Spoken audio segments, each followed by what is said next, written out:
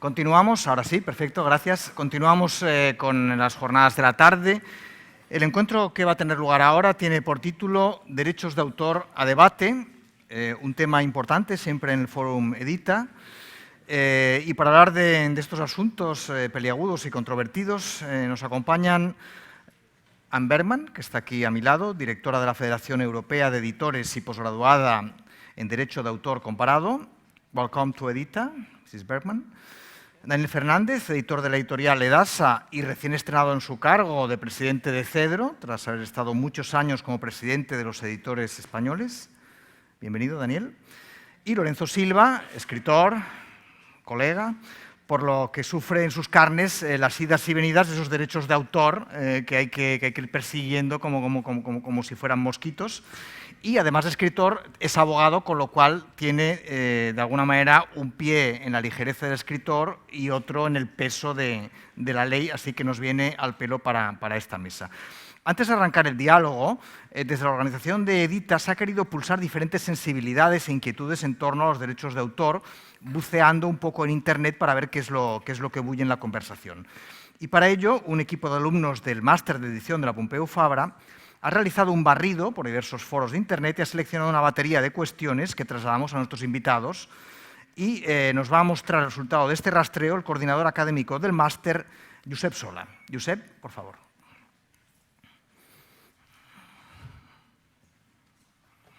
Muchas gracias, Toni. Buenas tardes a todos. Bueno, como ha dicho Toni, la dirección del fórum decidió que quizá era adecuado para preceder a esta mesa redonda que planteáramos esta serie de cuestiones que ayuden un poco a contextualizar el debate y esperemos que, junto con las preguntas y las imágenes, logremos dar una idea de lo que se cuece por las redes. ¿Son suficientes los mecanismos de uso de la cultura ya existentes? Se recalca la diferencia entre cultura libre y cultura gratuita. ¿Es posible una cultura completamente libre sin que ésta sea totalmente gratuita? ¿Que la cultura pueda existir a pesar de que no se explote económicamente implica que el creador debe sobrevivir sin remuneración? ¿Quién se lucra cuando la cultura es gratuita?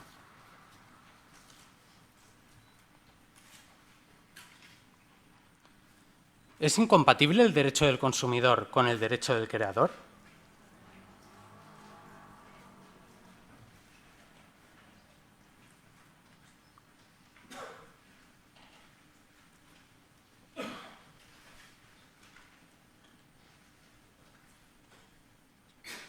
¿Es posible encontrar un equilibrio económico, legal y moral entre el que genera contenido, el que lo consume y el que se halla entre ambos?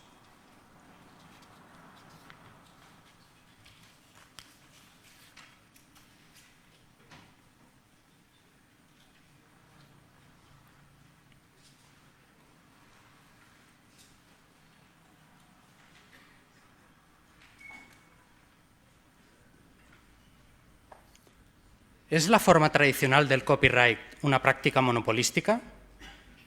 ¿Está obsoleta? ¿Es incompatible con los canales de comunicación actuales? ¿Es la cultura libre una utopía? ¿Está el usuario dispuesto a asumir la serie de responsabilidades éticas que comporta una cultura libre? ¿Debe ser democrática la cultura? ¿Debemos adherir una ética a la producción, acceso y uso de la cultura? Muchas gracias. Gracias, Josep. Bueno, estas son las cuestiones un poco que se lanzan sobre la mesa y yo ahora doy la palabra a Daniel Fernández, que va a conducir la conversación, y simplemente les recuerdo que pueden enviar sus cuestiones a nuestra dirección de correo electrónico preguntas@forumedita.com. Daniel, por favor. Buenas tardes a todos. Gracias, Toni. Gracias especialmente a Lorenzo por decidir acompañarnos. No se oye. Es que no me cabe el cabezón. Lo siento. Ya lo he intentado, el técnico, pero ¿se oye ahora? Tampoco. Yo Bueno, es que ya ven, estamos en parte de la... es el dominio de la tecnología. Antes con Lorenzo Jan hemos acordado que Anne, como uno es alguien antiguo y anticuado, pensaba, pues Anne está en el medio, que además es el cargo institucional, y la señora, aunque eso ahora no sea correcto, Lorenzo a la derecha porque es el autor y yo me iba a la extrema izquierda, pero nos han dicho, no, colóquense como están en la pantalla. Este es un mundo nuevo, es un mundo de tecnología, y yo debo decir, por empezar por provocar, que el discurso y las preguntas que hemos escuchado son las ya no tan nuevas preguntas sobre la cultura libre, la democracia directa, y eso son tremendas falacias. Miren, yo lo digo rápidamente porque de eso sabe más Anne.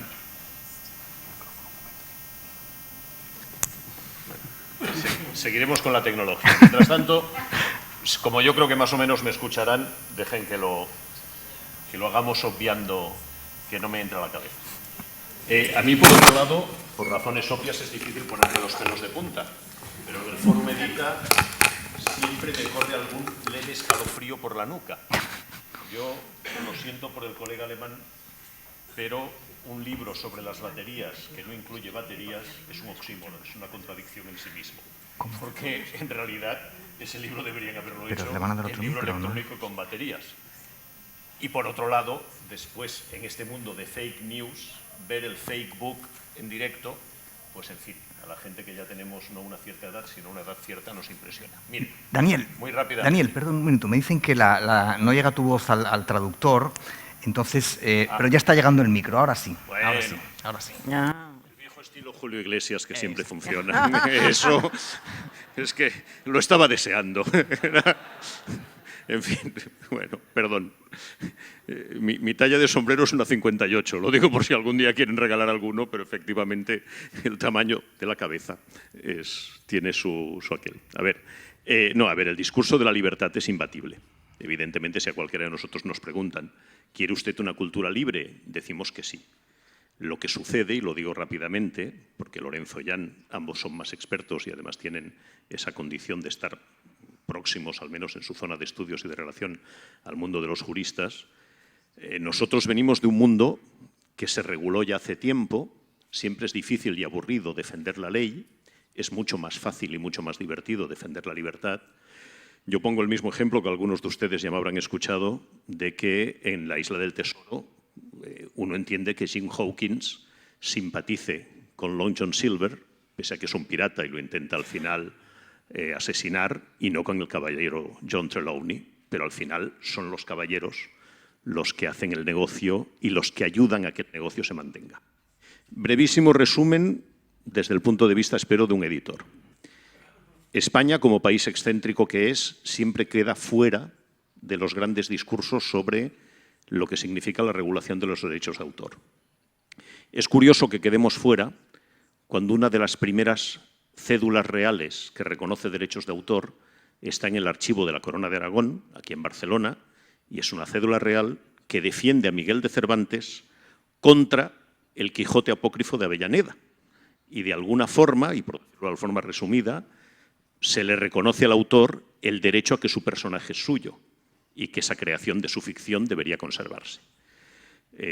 Lo tradicional en el mundo de los derechos de autor es decir que la primera regulación es inglesa, el Estatuto de la Reina Ana de 1710, que en realidad es un estatuto que otorga licencias a los impresores y por lo tanto es un estatuto más de libreros. De ahí viene ese término que seguimos utilizando, que es el copyright, el derecho a imprimir copias. Son cédulas reales. Si hacemos un salto 1793, después de la Revolución Francesa, los franceses, después de la Declaración Universal de los Derechos del Hombre, hacen una declaración de los derechos del genio, tal cual, y por primera vez dicen que la propiedad intelectual existe y que hasta 10 años después de la muerte de un autor, sus herederos tienen derecho a explotar comercialmente esa obra. De ahí yo creo que saltaríamos a la Convención de Berna, 1886, y todas sus distintas modificaciones, y un mundo en el cual los derechos de autor significan la piedra angular que construye este edificio, que es el edificio básico de la civilización occidental, porque sin el libro no se entiende Occidente y sin el libro no se entiende la educación en Occidente. Evidentemente hemos llegado a un mundo distinto, que es el mundo de la llamada disrupción digital, y este es un mundo en el cual, eso Anne también lo sabe perfectamente y en la Federación Europea de Editores lo vivimos, este es un mundo en el cual han entrado las famosas gafas, GAFA como acrónimo, que Patricia Tixis hablaba ayer, y que salen recurrentemente y que no olvidemos que son todas grandes empresas elusivas fiscalmente, todas norteamericanas. La edición en ese sentido y la educación es, junto con el turismo y los museos, el último reducto de Europa. Por lo tanto, lo que defendemos no es solo los privilegios de los autores y los editores, y ya sabemos que los editores son los individuos repugnantes. Goethe decía aquello de debe haber un infierno especial reservado a los editores. Sin duda, el marxismo ya nos enseñó que los que se apropian de los medios de producción intentan quedarse y acrecentar su capital y quedarse con la mayor parte del beneficio. Es decir, sin negar eso, el mundo en el que estamos y en el que vivimos es un mundo en el cual los derechos de autor estaban regulados por un conjunto de leyes que ahora son conculcadas de forma notable. Y en eso, y con esto les acabo la cháchara, yo estoy muy en contra, por ejemplo, de que hablemos de piratería, porque los piratas, volvemos a la Isla del Tesoro, siempre caen simpáticos por definición. Entonces hay que hablar de otra cosa, hay que hablar de ladrones, de estafadores y de un retorno a los tiempos casi medievales, donde el plagio es una forma de creación, pero también es una forma de no identificar la obra individual, la obra de un autor que se respeta por parte de su editor o del publicista que la ponga en marcha, y mi opinión personal es que el viejo modelo, que evidentemente hay que actualizar en algunas cosas, es el modelo que sigue vigente y que nos permitirá navegar esta primera parte del siglo XXI. Y creo que estamos ahí, pese a las preguntas inevitables de si la cultura tiene que ser más libre, más democrática, gratuita, de acceso general, por supuesto. Eso lo tenemos garantizado de otras formas. La educación en general es libre, como puede serlo la sanidad o otros bienes sociales, pero eso no significa dejarlo en manos de las grandes multinacionales norteamericanas. Y bueno, lo dejamos ahí como inicio. Tú mandas. And I think so. Okay. Okay, Well, Anne. first of all, Bien, I'm gonna... en primer lugar, a ver, me quito el auricular para no escucharme a mí misma. A mí me ha funcionado, ¿eh? A mi micrófono me funciona. Perfecto. Primero, decía, gracias a los organizadores por haberme invitado a la ciudad de Barcelona. Es un placer estar aquí. Y estoy especialmente contenta de estar aquí cuando empieza una nueva legislatura en Bruselas, en Estrasburgo, con un nuevo Parlamento y en breve una nueva comisión, porque una de las cosas que les voy a pedir a ustedes es que nos ayuden, que ayuden a sus federaciones, a sus gremios, que ya son muy activas, pero es que necesitamos hacer más, porque lo que hemos oído en la serie de preguntas que se nos ha planteado antes, estos llamamientos, en la última batalla que tuvimos en las instituciones europeas ya lo escuchamos. Esto acabó, digamos, la última batalla en el mes de marzo, en que adoptamos una nueva directiva. Pero no les voy a aburrir con todos los detalles prácticos de la directiva y en qué consiste. Pero deben ustedes saber que hay algunos elementos, y es una serie de excepciones al copyright, a los derechos exclusivos de los autores. Esto interesa a los editores. Hay algunas excepciones que hasta cierto punto están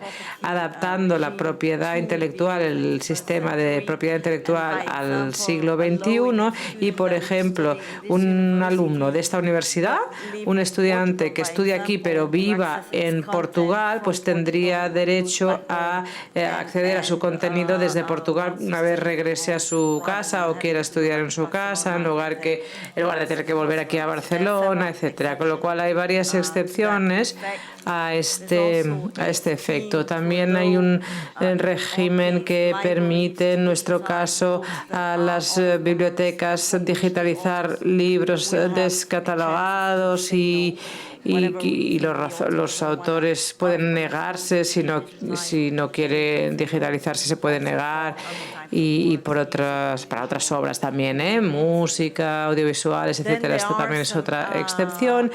Y hay algunos artículos que hablan de la remuneración de los autores y cómo hay que marcar una serie de normas que ya existen en la mayoría de los países en Europa continental, no tanto quizá en el mundo anglosajón, y esta es una de las razones para tener estas normas bien incluidas.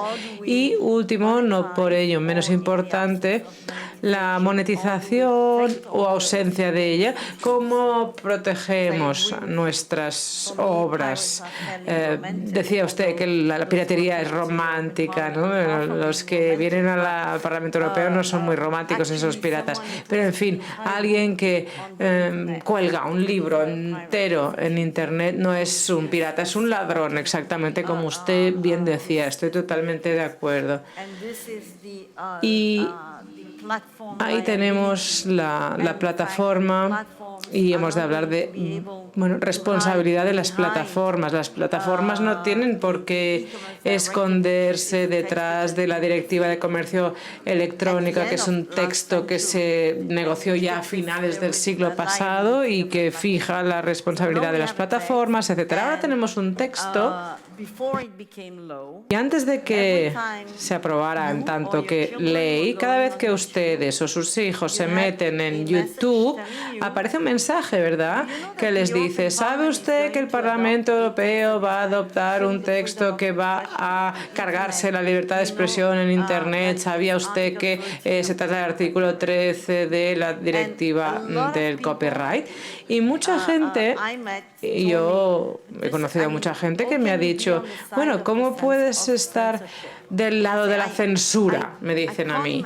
Y yo digo, no me imagino a ningún editor ni editora que se ponga del lado del censurador. Claro que no, estamos por la libertad de expresión, pero colgar contenido entero en Internet sin pagar derechos de autor, sin pedir permiso, eso es robar.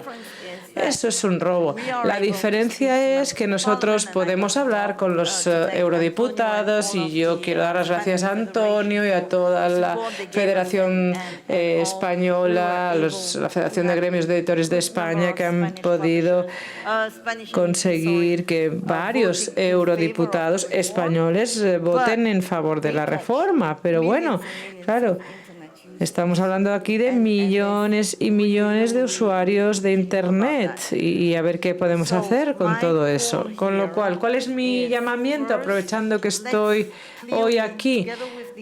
Junto con los autores, y espero también junto con los libreros y bibliotecarios, hemos de ser capaces de explicar lo innovadores que somos y lo inteligentes que somos, y destacar toda la cadena de valor, y que podemos proporcionar contenido fiable y que podemos proporcionar contenido que el usuario quiere y desea. Y luego un llamamiento a todos ustedes: hablen con sus eurodiputados en sus distintas comunidades autónomas o a nivel nacional y a nivel europeo. Hablen con ellos, porque se acaba de constituir un nuevo Parlamento Europeo. El 62% de los eurodiputados son nuevos en el cargo, y hay que hablarles, deben conocer este tema.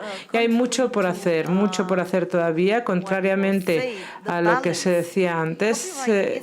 Claro, el equilibrio, se hablaba del equilibrio. El copyright es el equilibrio, permite a los autores tener una recompensa a partir de su obra, a los editores pueden así tener ocasión de dar a conocer autores y ganar algo de dinero. Se supone, hemos calculado más o menos que 1 de cada 10 libros genera suficientes ingresos, 2, 3. Bueno, te quedas igual y el resto pierdes, con el resto pierdes. Lo decían esta mañana, no es que no encuentres tu público inmediatamente, es que Igual no eres buen autor o buen escritor o igual le ha pasado algo, igual hay que dar tiempo y hay que dar tiempo para que se generen beneficios si es que se generan. No es algo que esté desfasado el copyright para mí, no, yo creo que es un concepto muy moderno el del derecho de autor y juntos tenemos que luchar para que siga siendo así, porque si no podremos vivir ¿qué? De la caridad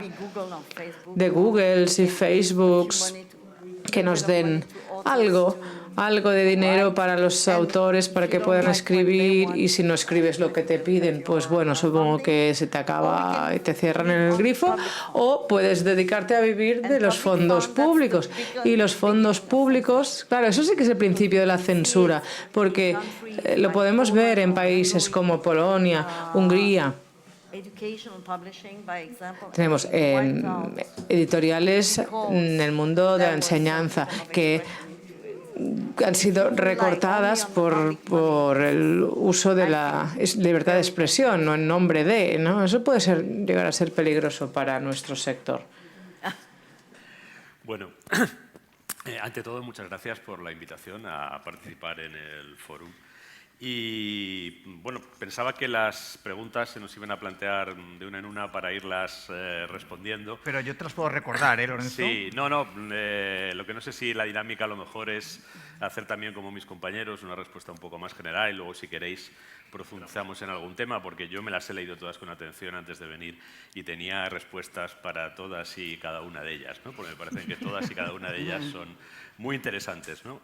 Son muy interesantes de un estado de opinión que a mí me gustaría hacer una reflexión. Hubo un tiempo no muy lejano en el que el vehículo mayoritario del conocimiento era esto que tengo aquí. En ese tiempo, que duró hasta hace no demasiado, la mayoría de la gente, por poner solo 3 ejemplos, asumía que la teoría de la evolución tenía bases científicas, asumía que las vacunas servían para prevenir enfermedades y asumía también, por ejemplo, pues que el hombre consiguió llegar a la Luna con una serie de tecnologías, ¿no? Desde hace unos años, la mayor parte de la gente accede al conocimiento no a través de esto, sino a través de eso, y hay mucha gente que cree que las vacunas no se deben poner, que las especies fueron creadas todas en un instante, que lo de la Luna fue una película, y hasta hay mucha gente que cree que la Tierra es plana. Esto es donde estamos. Ese mismo vehículo de transmisión de desconocimiento se está utilizando para formar opinión. Y me parece que un efecto de cómo se utiliza ese vehículo para formar opinión lo vemos en el tipo de preguntas que hemos recibido. Yo es que no sé por dónde empezar. No sé por dónde empezar. De verdad, es que me parece a cual más, no sé cómo decir, a cual más ocurrente, ¿no? O sea, por ejemplo, que el copyright sea un monopolio. ¿Alguien diría, que conozca mínimamente el concepto económico de monopolio, que The Coca-Cola Company tiene el monopolio de la Coca-Cola? No. The Coca-Cola Company produce la Coca-Cola, que es un tipo de bebida de cola. No existe un monopolio en las bebidas de cola. Está la Coca-Cola, está la Pepsi-Cola y hay 500 más. Naturalmente, una compañía tiene el derecho a comercializar en exclusiva una fórmula que ha patentado ella con sus esfuerzos. Eso no es un monopolio. El monopolio sería si toda la Coca-Cola que bebiéramos fuera Coca-Cola. ¿Alguien tiene el monopolio de las novelas que se escriben en el mundo? ¿Alguien tiene el monopolio de los ensayos que se leen en el mundo? ¿Quién tiene ese monopolio? Cada uno tiene un derecho legítimo a aquello que ha contribuido a crear, pero eso y el monopolio es que son dos ideas que no tienen absolutamente nada que ver. La otra pregunta que me ha parecido fastuosa.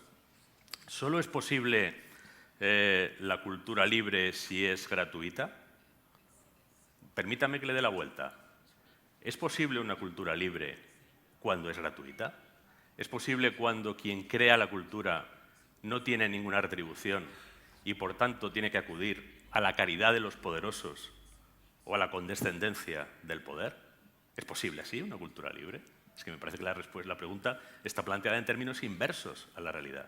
La única posibilidad que tiene un creador de ser libre es que su trabajo vea reconocido su valor, es que su trabajo sea retribuido por los beneficiarios de su trabajo y no tenga que acudir a la caridad de una compañía o de un señor feudal en la Edad Media o acogerse a la protección del poder político que lleva aparejada instantáneamente, como decías tú antes, la censura, para no producir nada que sea inconveniente para el poder político, para no producir nada que sea contrario a los intereses comerciales de la gran corporación que te ampara, para no decir absolutamente nada que inquiete en lo más mínimo al señor feudal que te está sentando a su mesa para que puedas comer sus migajas. A estas alturas de la civilización tenemos que explicitar estas cosas tan absolutamente evidentes. Luego, el acceso a la cultura en las modalidades actuales, y se menciona las bibliotecas, el derecho de cita, etcétera, todo lo que está, el uso en la educación, todo lo que está amparado por la legislación de propiedad intelectual, no solo en España, sino en otros muchos países, ¿es suficiente? Bueno, pues depende. Si el derecho de cita es un derecho absolutamente restrictivo, en el que prácticamente se criminaliza, pues quizá no es un buen acceso, pero no me parece que ese sea el caso del derecho de cita de la legislación española, ni mucho menos, por ejemplo, ¿no? Si el derecho de uso académico es tan restringido que no permite enseñar, pues hombre, pues sí, estaremos poniendo una barrera, pero es que, de nuevo, no me parece que ese sea en absoluto el caso del derecho de uso académico de la propiedad intelectual en España, que en este momento es generosísimo. Y no lo digo porque me haya leído la ley, lo digo porque lo veo a diario con mis hijos, y tengo 4, en el nivel primario, en secundaria y en el nivel universitario. La posibilidad que hay de acceso legal, efectivo, a la propiedad intelectual para uso académico en España es amplísima. Y luego, ¿la biblioteca es suficiente? Bueno, pues depende. Si la biblioteca es un ente absolutamente indigente, que no tiene recursos, que no tiene libros, que no tiene edificios, que no tiene capacidad técnica y de almacenamiento suficiente, porque la biblioteca ya no solo es física, también es digital, la biblioteca pública. Y la biblioteca pública digital existe y está desarrollada, para quien no lo sepa, de manera bastante intensa en nuestro país, a través del sistema de Biblio. Yo he estado gestionando este año un club de lectura en la Comunidad de Madrid, que está adherida al sistema de Biblio, donde teníamos 700 personas en un club de lectura accediendo a 700 licencias digitales para leer libremente cada libro que se iba poniendo cada mes. Este sistema existe. Naturalmente, este sistema existirá más si se pagan los impuestos necesarios para financiar ese servicio público bibliotecario. Naturalmente, habrá más recursos para financiar ese servicio público bibliotecario si, entre otras, las compañías que se gastan decenas de millones de euros en Bruselas para tratar de torpedear una directiva de protección del derecho de autor, en lugar de pagar 3.000 euros de impuestos en España, pagan las decenas de millones de euros que les tocaría pagar, o los cientos de millones de euros que les tocaría pagar por el negocio que están haciendo en nuestro país. Es decir, todo depende de cómo lo organicemos, pero me parece verdaderamente muy curioso que todas esas preguntas estén encauzadas hacia llamar a la puerta del creador o del editor o de las personas que desde la industria cultural están ofreciendo los contenidos, y ninguna pregunta toque a la puerta de la responsabilidad social, de la responsabilidad empresarial, de la responsabilidad incluso ética que tienen esos grandes actores internacionales que están dirigiendo el discurso en sentido contrario. Mirad, hay una cosa que me gustaría comentar para hablar de por qué creo que el copyright, que el derecho de propiedad intelectual, que la valorización del trabajo de creación y del trabajo de quienes contribuyen a difundir la creación y quienes contribuyen a que la creación exista en forma de producto cultural accesible a los ciudadanos, encuentre una retribución. En los últimos años se ha asentado un discurso que, por supuesto, tiene detrás unos intereses muy concretos, que tiende a desvalorizar. Incluso he llegado a leer que en el mundo contemporáneo, que con el desarrollo tecnológico, figuras como la del editor, por ejemplo, se han vuelto obsoletas. Yo aquí no estoy en condición de editor, estoy en condición de autor. He tenido muchos editores a lo largo de mi vida. Y lo que me he traído, aparte de un objeto que todos conocemos, es un libro que firma un gran escritor y gran jurista. Como antes se lo ha presentado como escritor y abogado, pues me ha parecido conveniente traerme la obra de un gran escritor y un gran jurista, que se llamaba Marco Tulio Cicerón. No es un libro cualquiera. son las cartas de Marco Tulio Cicerón a su amigo Ático, su amigo y editor Ático. Es un libro muy interesante porque, aparte de muchas reflexiones sobre la política de Roma de ese siglo I a.C. tan apasionante, el siglo donde estaban, entre otros, Julio César, Pompeyo, Marco Antonio, que finalmente mandó matar a Cicerón, por cierto, etcétera, también habla de los libros y también habla del papel que tiene Ático respecto de Cicerón. Es curioso que en un momento de estas cartas, Cicerón escribe a Ático sobre un libro que le ha prestado, un libro que es un poema sobre temas geográficos, de un tal Alejandro de Éfeso, un libro que hoy por hoy no podemos leer, se perdió. Lo que dice Cicerón es que el libro le parece bastante malo, que Alejandro es un mal poeta, que además no sabe nada, pero que, bueno, algo de útil tiene y lo ha mandado copiar. Ha mandado a uno de sus esclavos que lo copie porque Cicerón está componiendo un libro de geografía y algún material de ese poeta patoso parece que le sirve para hacer su libro, ¿no? Lo despacha así, ¿no?, con esta especie de displicencia. Bueno, ese mismo Cicerón, que como lector recibe un libro que, por cierto, insisto, no podemos leer, porque circulaba en unas copias precarias con el sistema romano del siglo I, y que desprecia esa obra de otro, pero pese a todo la copia, para lo que puede aprovechar. Ese propio Cicerón también era autor, y en su condición de autor recurre a Ático, porque Ático instala en el Quirinal un taller de copistas, de librari, como decían los romanos, muy competentes, que hacen muy bien los libros, y además Ático no solo copia con mucha fidelidad los libros gracias al equipo de copistas que tiene, sino que es muy hábil a la hora de colocar los libros de Cicerón en el mercado. Es decir, este hombre que como lector trata con tanto desprecio la obra de otro, cuando llega el momento de su propia obra, se busca un buen editor. Y gracias a Ático, entre otras cosas, tenemos casi todo el corpus de la obra de Cicerón. No el de Alejandro de Éfeso, que está perdido, porque él no tuvo un editor así, pero Cicerón sí tuvo un gran editor, que fue Ático, que no solo se preocupó de que toda su obra estuviera bien copiada, sino de que además se difundiera lo suficiente para que haya llegado a nosotros atravesando nada menos que 20 siglos. Hay otro momento de esta correspondencia en la que Cicerón se dirige a Ático, que aparte de su editor y su amigo, era su consejero en cuestiones relacionadas con esa compleja y convulsa política de la República Romana, y le dice algo así, le cito más o menos de memoria, como lo que yo pido de ti no es que me defiendas con tu talento. Entiendo que piensas que a lo mejor no tienes tanto talento como yo o que tenemos el mismo talento. Lo que espero de ti es que me defiendas con algo que sé que tú tienes que te pone en ventaja respecto de mí, y es que tienes menos miedo. Tienes menos miedo respecto de la defensa de mi persona y de mi posición frente a mis enemigos. Bueno, pues ese es el papel del editor. Es alguien que a lo mejor no tiene más talento que los autores, que incluso si es un buen editor, se buscará muchos autores que tengan mucho más talento que él, pero tiene sobre el autor la ventaja de no tener ese miedo de defender la obra de otro. Y eso a Cicerón le valió de mucho, eso a cualquier autor le sigue valiendo de mucho. Y es justo, en algún momento se habla en las preguntas de la ética. Tiene que haber una ética de varias cosas, ¿no?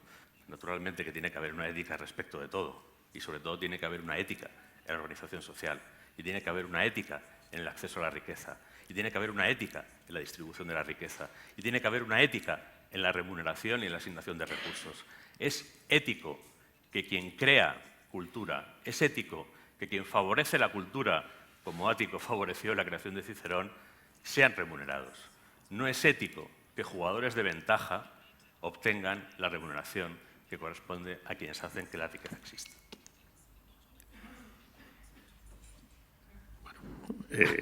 Esto nos abre distintos campos. Uno, que si queréis dejamos un poco para más adelante, es si efectivamente el editor tiene futuro o no tiene futuro, es solamente un intermediario o responde a algún otro tipo, bueno, pues digamos de figura cultural, no solo industrial. las asociaciones de editores en realidad defendemos desde hace mucho que nosotros también tenemos derecho a ser considerados creadores y, por lo tanto, formamos parte de ese mundo efectivamente del copyright. Pero no sean, si te parecerá muy aburrido, intentar explicar rápidamente cuál es la batalla desigual ahora en Bruselas. Cuánta gente tiene Google, cuánta gente moviliza, cuántos millones de euros. Y luego dos aspectos muy rápidos, porque yo creo que hay un segundo aspecto que todavía no hemos tratado, pero que es fundamental.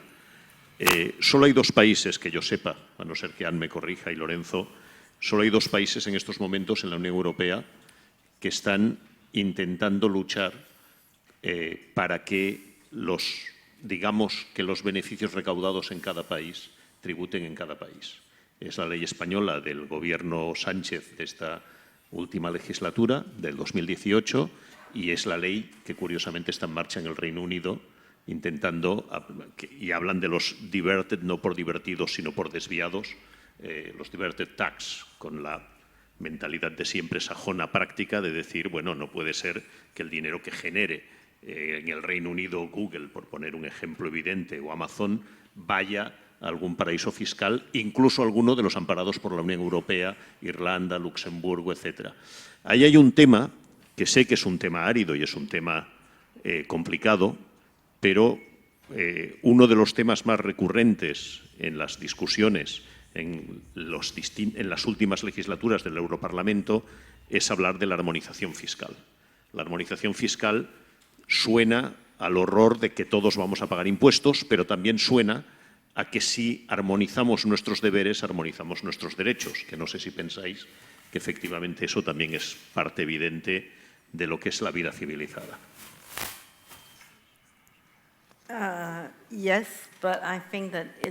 Sí, pero yo creo que va a tardar un poquito más, porque por lo que yo recuerdo, y de hecho fue Francia también, que estábamos intentando que pagaran los grandes gigantes también esos impuestos, pero por lo que yo recuerdo, primero había un par de paraísos fiscales en Europa, como Irlanda o como Países Bajos, donde muchas de estas empresas a las que tú aludías tienen su sede principal, o Luxemburgo, exacto, por citar otro, y tenían miedo de que estos grandes gigantes seguramente pues se fueran y se establecieran en otra parte, y ese miedo existía, y fue uno de los buenos argumentos que salió en el argumento de los derechos de autor, y es explicar que todo el mundo en la cadena, desde el autor hasta el librero, paga sus impuestos correspondientes que contribuyen al bienestar de su país, no solo culturalmente hablando, que era uno de los argumentos que se planteaba, pero también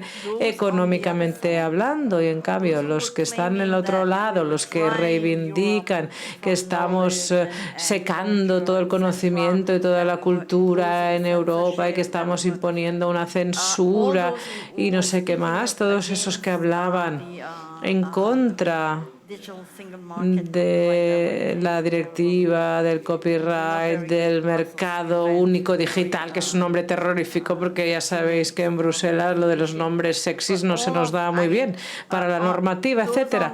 En fin, los que estaban del otro lado, digamos así, había una cosa que no podían arguir, y es que somos compañías honestas y pagamos los impuestos allá donde ganamos dinero y nos estamos comportando acorde con la legislación de ese país en concreto. En su día solo había un pirata en el Parlamento y seguro que a ella no la convencimos. Bueno, ahora son 4. De una hemos pasado a 4 piratas en el Parlamento Europeo, así que yo, bueno, me imagino que van a ser estos 4, por lo menos aquellos a los que no vamos a convencer. Los políticos a los que les explicábamos y con los que hablábamos, les decíamos que esta legislación, bueno, aportaba algo más de justicia, no justicia al 100%, porque esto llevará más tiempo, pero yo creo que ellos pues simpatizan con los autores, escritores, editores, todo el sector de las industrias creativas, que es lo que estaba rogando, era precisamente esto. Yo confío Y pienso que el peligro quizá está en la generación más joven que ha estado acostumbrada a recibir cosas supuestamente gratis, que están acostumbrados a meterse en YouTube y, bueno, sí, se tragan algunos anuncios, pero bueno, luego llegan a esas películas que buscan, a la serie o escuchan la canción que buscan. Y una de las cosas que hemos estado debatiendo, sobre todo con los editores en el mundo de la enseñanza, era si no hay que empezar por sensibilizar precisamente a los más pequeños, a los niños, explicarles lo que es la propiedad intelectual, para que vean el valor que tiene el proteger sus propias creaciones y entender que, bueno, que hay gente que vive de eso, de crear contenido original. Y si explicamos a los más pequeñitos esto y les convencemos, ¿no? Quizá con charlas de escritores o de editores, que vayan y les expliquen a qué se dedican y lo que hacen, quizá esto nos dé esperanza para la siguiente generación. Porque hay una generación que es como que lo da por sentado, que todo es gratis. Porque, bueno, se gastan mucho dinero en el teléfono, que por qué pagar por contenido que tenga almacenado ese teléfono. Bueno, yo tengo esperanza, o quiero tenerla, quiero tener esperanza en el sector que defiendo.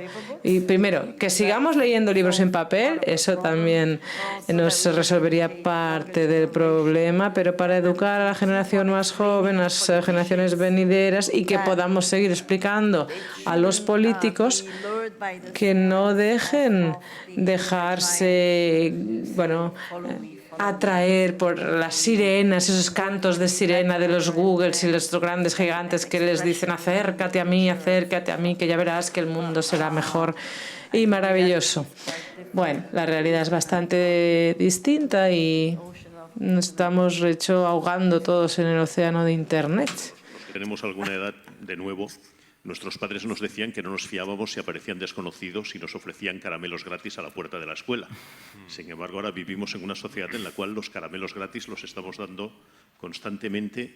Y hay esta cosa también, que tampoco sé hasta cierto punto si es un mito o no, no sé qué piensas, Lorenzo, esto de dar nuestros hábitos, entregar nuestra supuesta privacidad, a lo que llamamos redes sociales. Efectivamente son unas redes tupidas y nos tienen atrapadas, pero tampoco quiero que parezca que tenemos un discurso absolutamente antidiluviano y que somos como aquellas gentes que se oponían a la llegada del ferrocarril porque decían que la velocidad del ferrocarril descoyuntaría los huesos y haría imposible la procreación humana, por ejemplo.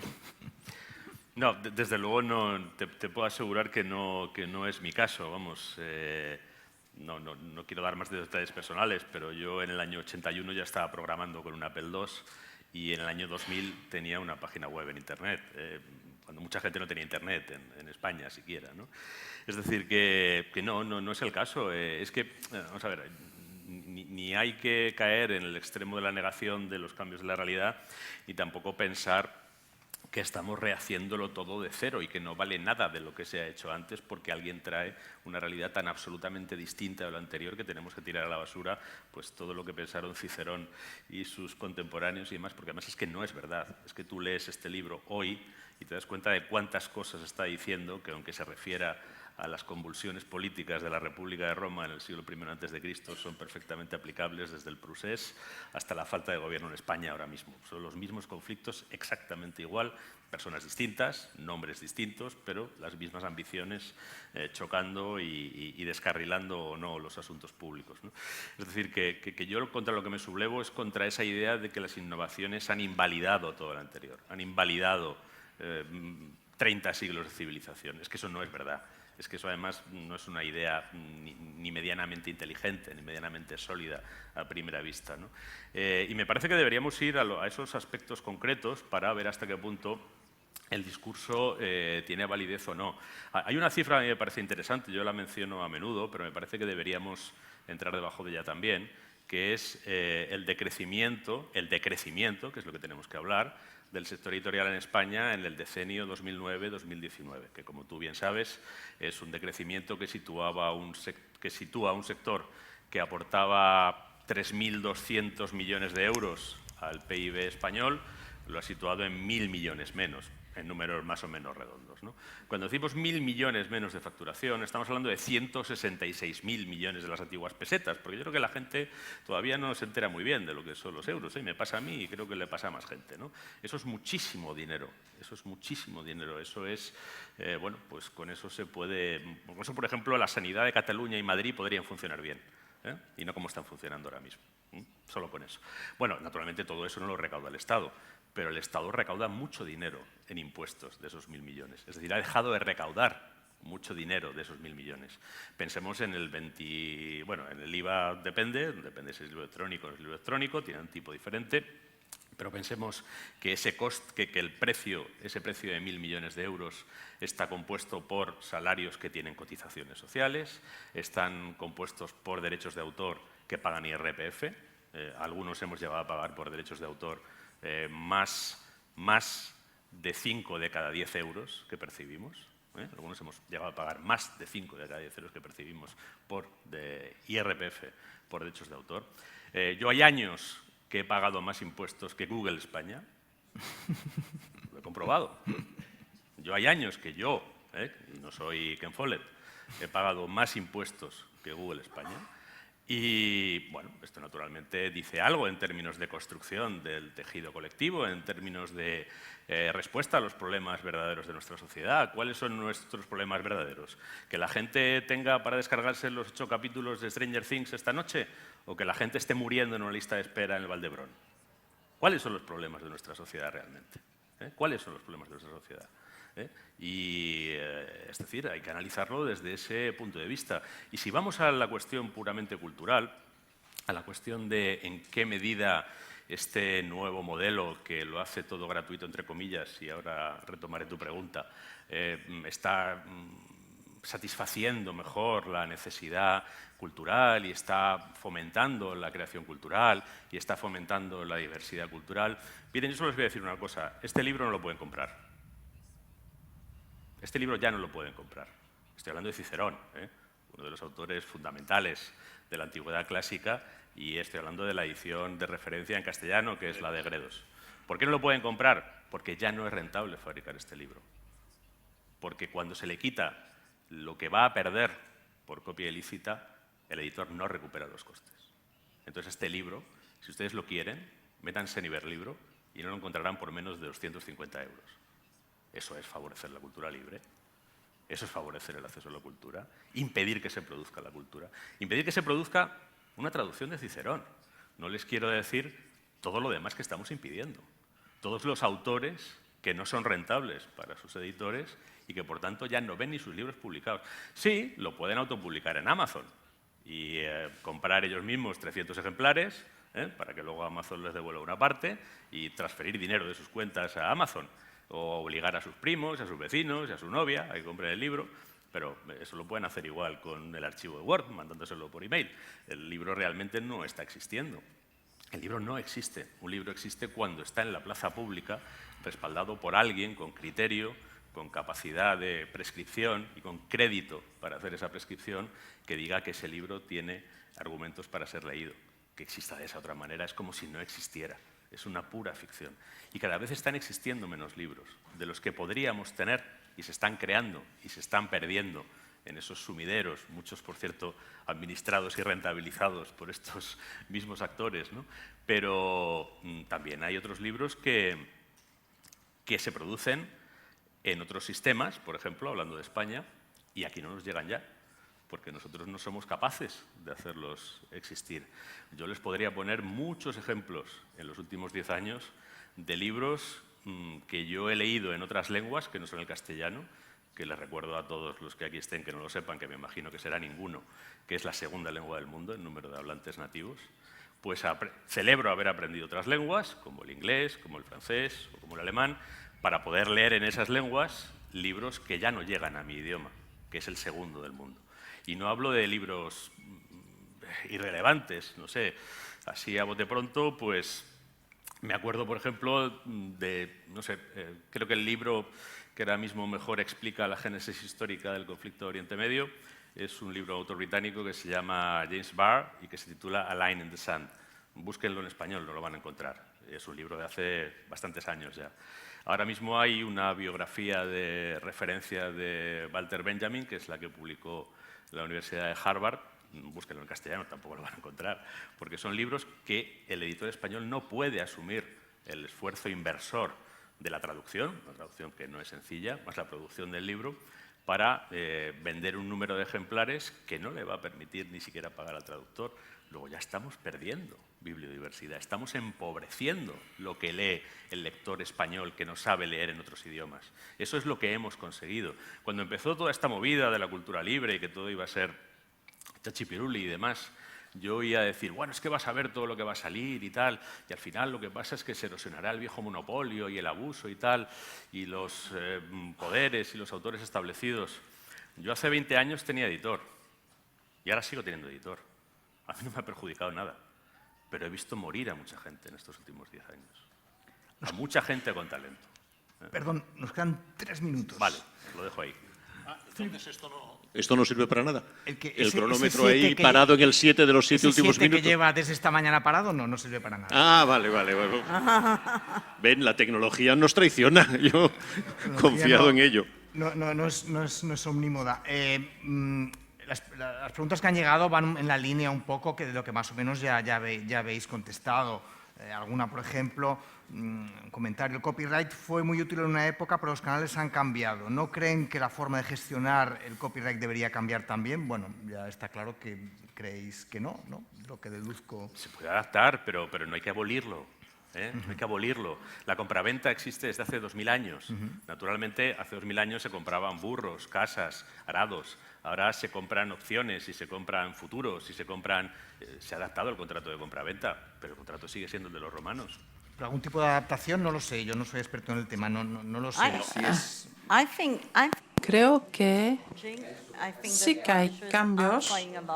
Creo que los editores están buscando mucho, intentando hacer streaming en varios países donde es suficientemente rentable para pagar de manera decente los autores y las personas implicadas en este cambio, pero se está intentando. Pero vivimos en una sociedad capitalista y cada uno tiene que pagar tiene que pagar su alquiler y la comida al final del día.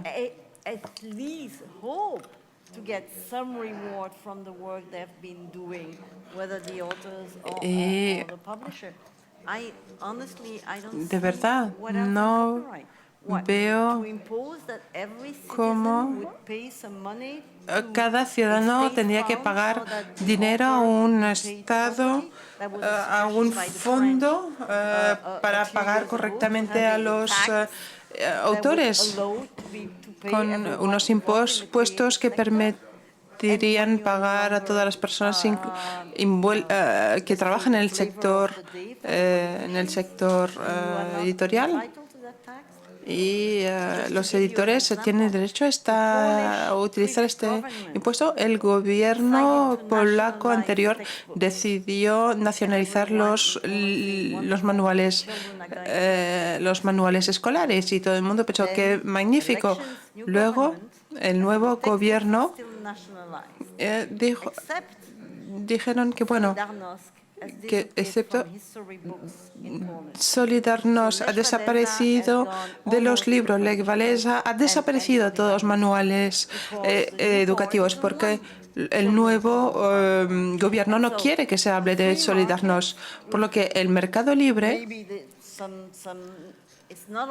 quizás no sea perfecto, pero es la mejor manera de asegurar la libertad de expresión y el copyright, los derechos de autores, es la mejor manera de asegurar la libertad. Y esto, para eso sirve también la sociedad en la que vivimos. Pero no es perfecto, vale, pero hay muchas cosas que no son perfectas. Y a veces no hemos sido capaces de pagar correctamente todo este trabajo. Me perdonen, pero entiendo mal la asimetría. Me resulta difícil procesar, voy en 10 segundos, que se reclame como derecho la colectivización del fruto de mi trabajo y, sin embargo, cuando yo llevé el otro día a mi hijo al dentista, lo del dentista no está colectivizado, le tuve que pagar los cientos de euros. ¿No? Pues estamos ya en el tiempo. Bueno, no sé si lo que ha dicho Anne Berman podría ser un resumen un poco, ¿no? Quizá el sistema no es perfecto, pero quizá es el mejor o el menos malo que hemos encontrado hasta ahora para defender esos derechos de autor. Si quieres, Daniel, en 30 segundos hacer un mensaje final. En 30 segundos yo sí creo que hay un tiempo de adaptación.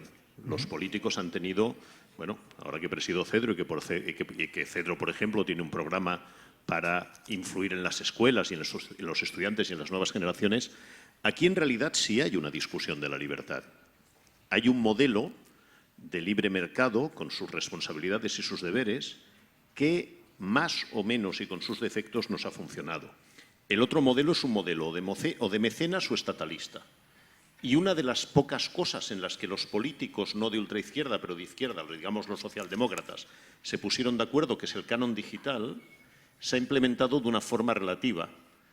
Hay que decir que, de nuevo, España fue pionera. El primer gobierno Aznar se inventó aquel canon televisivo que, en el fondo, era... Anne no recordará quién era Lola Flores, pero cuando Lola Flores, el ahora alto representante diplomático, que es Josep Borrell, era ministro de Hacienda en España, le hicieron una declaración de renta que ella no había hecho nunca y lo reconoció públicamente. Y ella también se inventó su propio canon, porque si recordáis, los de más edad recordamos que Lola Flores salió en televisión española y dijo: si todos los españoles me dieran 100 pesetas, yo salía de esta, hacedlo por mí. Dice, bueno, claro, eso es una forma de caridad que estamos en ello, no es exactamente eso, yo creo que el canon digital es una buena idea, pero es una buena idea hasta estos momentos me parece mal formulada, por lo tanto, no sé si es el resumen. No intentamos defender ningún inmovilismo, intentamos defender el discurso en el que se ha basado la libertad, la educación y el crecimiento cultural e intelectual de Occidente. Y si no, nos vamos a otro lado, me parece. Yo, por decir algo muy brevemente, creo que la solución que se plantee en términos de un creador de ficciones debe ser verosímil. Lo que no tiene sentido es plantear soluciones inverosímiles, que solo favorecen los intereses de alguien a costa de la existencia y la subsistencia de un entero sector económico industrial que en nuestro país, además, es relevante. Es que esa solución no es verosímil, no se plantea en ningún otro caso ni en ninguna otra materia, ¿no? ¿Por qué vamos a plantear aquí una solución completamente inverosímil? Porque a alguien le interese y porque tienen muchos altavoces y mucho dinero para manipular el mensaje público. Bueno, pues lo dejamos aquí, es una discusión apasionante. Bueno, hemos aprendido un montón de cosas. Yo no sabía que Lola Flores había inventado el crowdfunding, por ejemplo. Extraordinario. Increíble. Y bueno, gracias por ser tan eruditos y contarnos tantas cosas. Y bueno, seguiremos hablando de derechos de autor. Y no se vayan, porque en 5 minutos vamos con otro tema controvertido de bibliotecas y libro digital. Gracias.